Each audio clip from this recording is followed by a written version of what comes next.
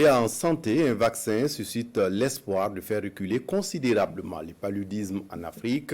Les travaux de recherche du Burkinabé Alidou Tinto ont été couronnés par une décision de l'OMS qui recommande désormais l'utilisation du vaccin développé par les laboratoires de Nanoro à grande échelle. Professeur Tinto, que nous avons rencontré, nous donne des explications sur les nouvelles perfections dans le combat contre le paludisme. Vincent Rebego. La nouvelle a fait l'actualité internationale. Un vaccin contre le paludisme pourrait être bientôt administré à la population en Afrique. Ce vaccin contre le palu, désormais recommandé par l'Organisation mondiale de la santé, a été sécrété dans un laboratoire burkinabé, résultat des travaux de professeur Alidou Tinto dans son centre de recherche à Nanoro. C'est une très bonne nouvelle que nous avons reçue il y a 2 jours. Et j'ai eu la chance de participer justement à la réunion qui a pris la décision de recommander l'utilisation de ce vaccin que nous avons tant cherché depuis plus d'1 siècle. Et comme vous le savez, ce vaccin a été testé dans 7 pays africains, y compris le Burkina Faso à travers le site de Nanoro.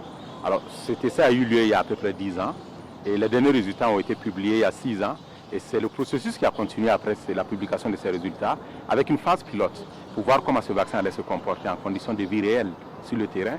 Et c'est à l'issue justement de ces résultats-là que l'OMS a entrepris d'adopter justement et de recommander l'utilisation de ce vaccin à grande échelle pour nos populations. Le vaccin en question a prouvé son efficacité à 30%, une performance que l'OMS n'a pas minimisée. Ce vaccin a fait une démonstration de 30% d'efficacité contre le paludisme grave.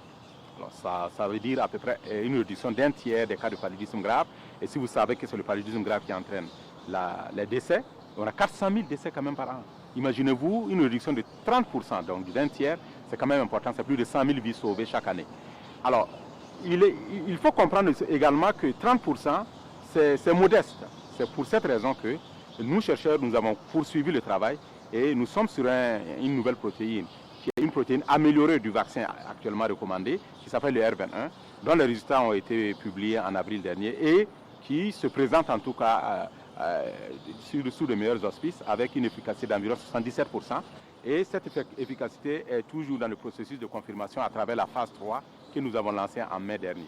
Passer la recommandation du vaccin anti-paludisme reste une autre étape aussi importante avant son déploiement au profit des patients. Alors, après cette décision, il faut mobiliser les finances à travers l'initiative Gavi.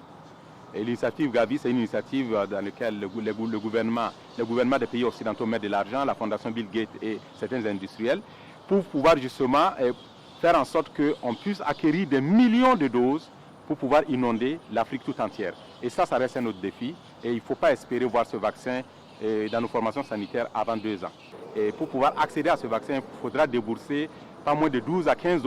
Alors vous imaginez un peu ce coût-là pour nos populations rurales, c'est très très cher. Et donc l'OMS, en discussion avec Gavi, va voir dans quelle mesure Gavi peut entreprendre justement de subventionner ces vaccins-là pour qu'ils soient gratuits comme les autres vaccins du PEV actuellement. Le Burkina Faso est cité parmi les 6 pays africains les plus touchés par le paludisme, avec des milliers de victimes chaque année, surtout les enfants. De ce pays naît aujourd'hui l'espoir dans la lutte contre la malaria.